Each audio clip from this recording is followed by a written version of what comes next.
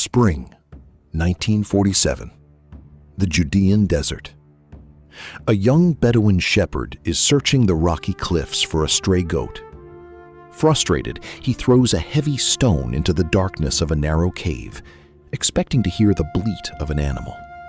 Instead, he hears the sharp, echoing crack of breaking pottery. What that young boy found hidden in the darkness of the Qumran caves would send shockwaves through the scientific and religious worlds alike. For centuries, modern skeptics argued that the Bible was merely a collection of ancient myths. They claimed the stories had been altered, mistranslated, and wildly exaggerated by human hands over thousands of years. But the broken jars in that cave held the Dead Sea Scrolls, documents over 2,000 years old. And when scholars meticulously compared these ancient, fragile parchments to modern texts, they were stunned. They found them to be almost perfectly identical. The words had survived intact. But what about the miraculous and terrifying events those words described? Are these stories purely metaphorical?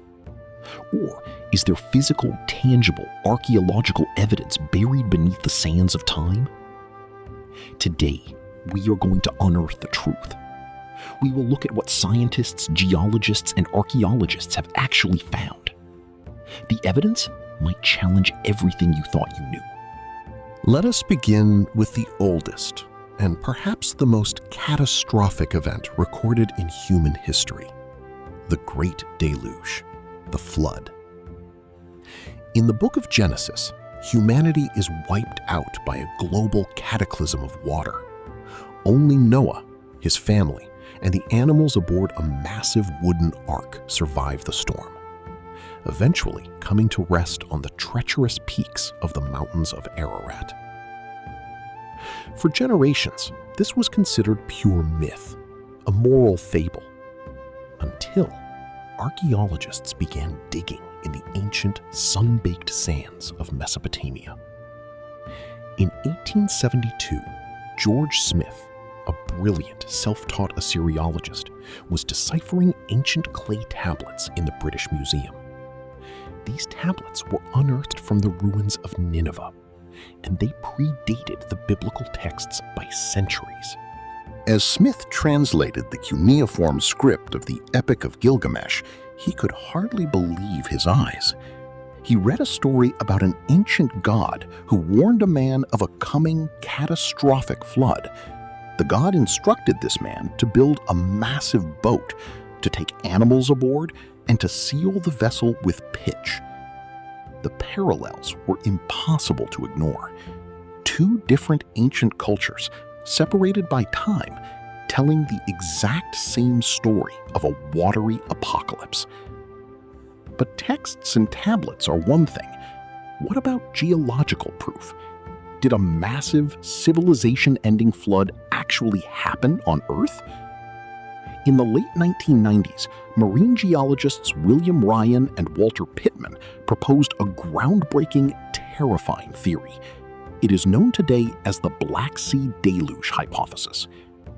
Through deep-sea core sampling and sonar imaging, they found evidence that around 5000 BC, the Mediterranean Sea violently broke through the narrow Bosporus Strait. It did not gently overflow. It tore through the land, flooding a massive freshwater lake with a terrifying wall of salt water. The roar of the ocean crashing into the basin would have been deafening, heard from hundreds of miles away. The water level rose by over 150 meters, swallowing ancient villages, farms, and entire civilizations in a matter of days. For the people living in that basin, running for their lives to higher ground, it truly was the end of the world. The entire known Earth was swallowed by water. And what of the Ark itself? High in the snow-capped, inhospitable peaks of Mount Ararat in modern-day Turkey, satellite imagery and high-altitude photography have captured something highly unusual. It is known as the Ararat anomaly. a massive, boat-like structure resting under ice and snow, exactly where the ancient texts said the ark would come to rest.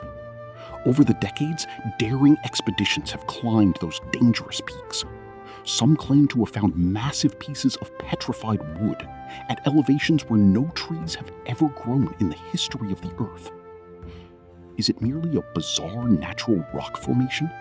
Or are we looking at the frozen remnants of humanity's greatest escape? The debate rages on among scholars, but the Earth itself undeniably holds the deep scars of a watery cat. Imagine a thriving Bronze Age metropolis, the Jordan River Valley, roughly 3,600 years ago. The city of el-Hammam was the crown jewel of the ancient Middle East. It was 10 times larger than Jerusalem.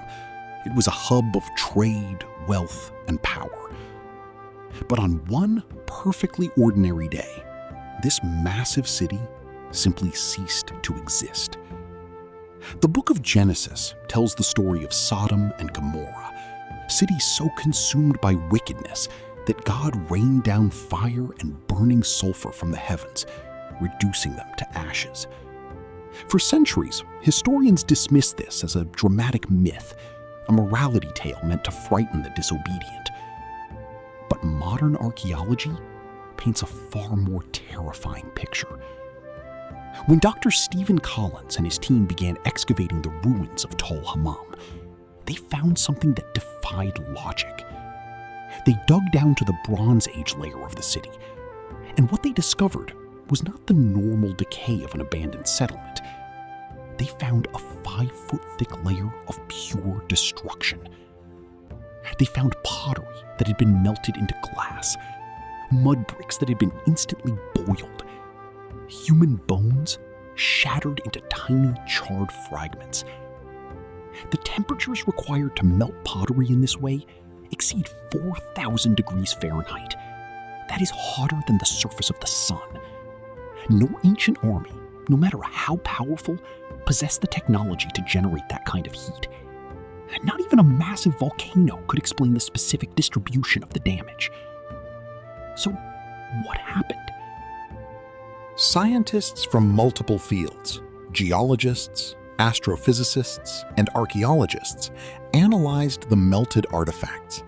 They found shocked quartz and microscopic diamonds. These are materials that only form under extreme, unimaginable pressure. The scientific conclusion was shocking. el-Hammam was destroyed by a cosmic airburst. A massive meteor traveling at over 38,000 miles per hour entered the Earth's atmosphere and exploded a few miles above the city. It was an event similar to the 1908 Tunguska event in Russia, but 1,000 times more powerful. The explosion created a blinding flash of light, followed by a shockwave of superheated air that vaporized everything in its path. The fire from the sky was real. The biblical account of fire and brimstone wasn't a myth. It was the terrified eyewitness account of a cosmic catastrophe. But while the skies brought destruction to el-Hammam, the waters of the earth were about to perform an entirely different kind of miracle. We move forward in time, the book of Exodus. Moses leads the Israelites out of slavery in Egypt. They are trapped. The insurmountable waters of the Red Sea lie before them, and the furious, heavily armed chariots of the Pharaoh are closing in from behind. According to the scripture, Moses raises his staff, and a strong east wind blows all night, dividing the waters and allowing the Israelites to cross on dry land. When the Egyptians follow, the waters crash down, swallowing the army whole. It is the ultimate story of divine intervention. But could the laws of physics actually explain the parting of a sea? Researchers at the National Center for Atmospheric Research decided to test this exact scenario using complex computer fluid dynamics.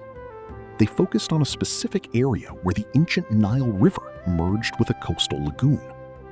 They discovered a documented meteorological phenomenon known as wind set-down Their computer models proved that if a strong east wind, blowing at 63 miles per hour, blew consistently for 12 hours over that specific U-shaped body of water, it would literally push the water back. The wind would create a temporary land bridge, a dry passage roughly 2 miles long and 3 miles wide, with walls of water held back by the sheer force of the gale. The Israelites could have safely crossed. But the moment that wind stopped, the water would violently rush back into place in a matter of minutes. Anyone caught in the basin would be instantly crushed by millions of tons of water. Science proves the mechanism is entirely possible. But what about physical evidence?